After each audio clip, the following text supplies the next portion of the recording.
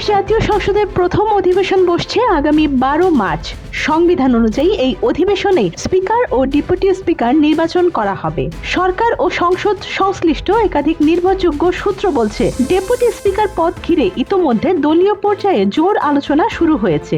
বিশেষ করে 3 জন সংসদ সদস্যের নাম এখন সবচেয়ে বেশি আলোচনায়। ভোলা 1 আসনের এমপি আন্দালিব রহমান পার্থ, লক্ষ্মীপুর 4 আসনের এমপি এবিএম আশরাফ উদ্দিন নিজান এবং নোয়াখালী 1 আসনের MP am Mahbub Uddin Khokon.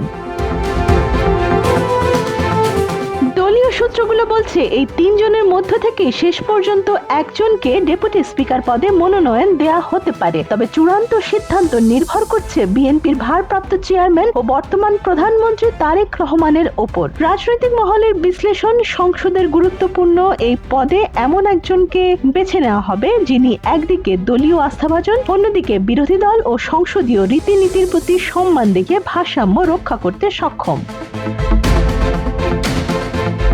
Deputy speaker দৌড়ে সবচেয়ে আলোচিত নাম ব্যারিস্টার আন্দালিব রহমান পার্থর। তিনি ভোলা 1 আসন থেকে 1,04,462 ভোটে নির্বাচিত হয়েছেন। তার নেতৃত্বাধীন দল বাংলাদেশ জাতীয় পার্টি বিজেপি দীর্ঘদিন ধরে বিএনপির জোট সঙ্গী।